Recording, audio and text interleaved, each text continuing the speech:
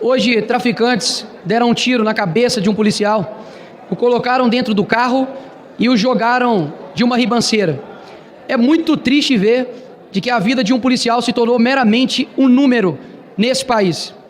Eu não vou ser liviano de colocar que tudo de ruim que acontece nesse país, todo crime que acontece nesse país, é culpa do presidente Lula, não.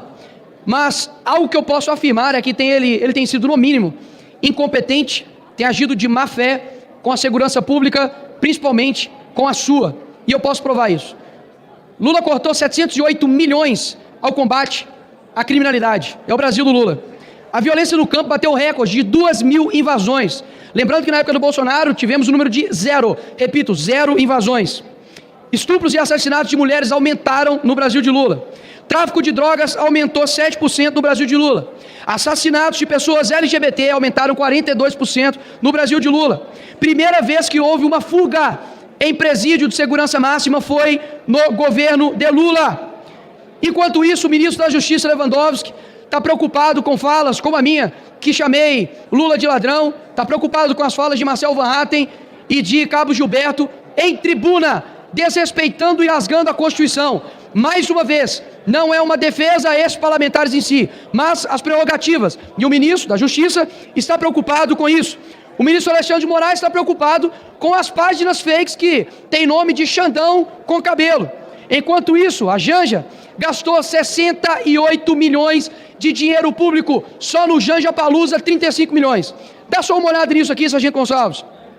Com 68 milhões de reais de dinheiro público, do seu pagador de impostos, daria para comprar 194 mil viaturas para a Polícia Rodoviária Federal, 4 mil fuzis e 3 milhões de munições para a PM. Construir um presídio de segurança máxima e ainda sobrava 28 milhões de reais. O que não daria para poder fazer com a segurança pública, juntamente com a Polícia Civil, bombeiros, Polícia Penal? Dava para mudar a realidade da segurança pública aqui do nosso país. E o G20 foi a prova disso, deputado Zucco. Afinal de contas, para estrangeiro, toda a segurança. Mas para você, pagador de impostos, você se lasca. Afinal de contas, os ministros do STF, vários deputados, possuem carro com blindagens, possuem segurança, mas você não. Você, cidadão, tem que se ferrar enquanto o Estado mostra que é capaz, quando ele quer garantir a segurança para você, mas na verdade é porque tem pessoas, líderes estrangeiros, vindo até o nosso país. E aí, me vem agora a esquerda querendo colocar a culpa da segurança pública no governador Tarcísio e no secretário de Segurança Pública, Derrite. Horas.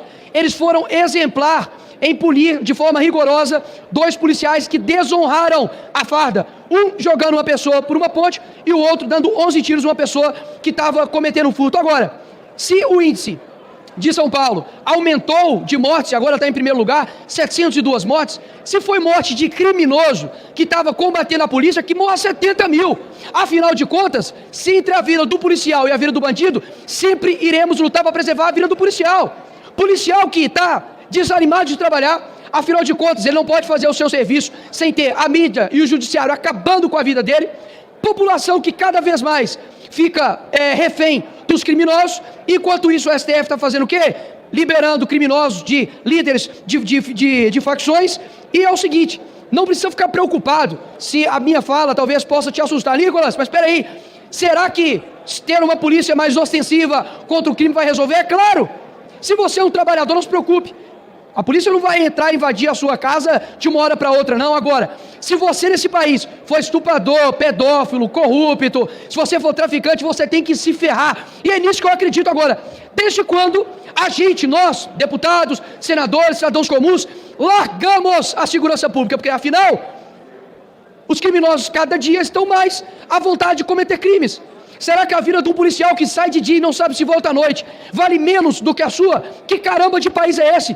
Que gasta milhões, bilhões em viagens no exterior com um presidente que nos desonra e não tem o capacho de dar o investimento para a segurança? Passa aqui, Coronel Zucco, Sargento Gonçalves, pessoas da PRF, da Polícia Federal, da Polícia Militar, nos corredores aqui pedindo em Pires, investimentos para a segurança pública, para ter uma viatura, para ter um armamento digno.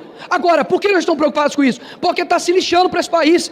Ah, Nicolas, mas o Bukele fez isso num país pequeno como é o Salvador. Horas, vamos dar autonomia para os governadores, vamos voltar às pautas aqui nessa casa, como a prisão perpétua para pedófilo, para estuprador, como, por exemplo, obrigar presidiários a trabalharem, como, por exemplo, reduzir a maioridade penal, porque é inacreditável, né?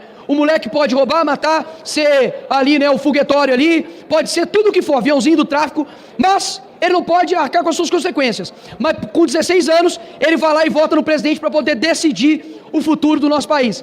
Eu fico assim, de fato, abismado e puto de saber que aqui não falta dinheiro não, Júlia Zanata. O que falta aqui nessa casa não é dinheiro para investir em segurança pública para poder gerar paz nesse país, não sabe por quê? Muito se discute aqui sobre trazer saúde, educação, turismo, lazer para o país, mas sem paz não há nenhum desses direitos subsequentes. Como que você vai garantir uma educação de qualidade se no meio do caminho seu filho pode tomar um tiro de bala perdida? Como que você vai ter uma saúde que presta se você tem ali diversas pessoas que estão ali vítimas de crimes? Como você vai garantir um lazer se uma pessoa está parada ali na beira ali de uma praia e é fuzilada?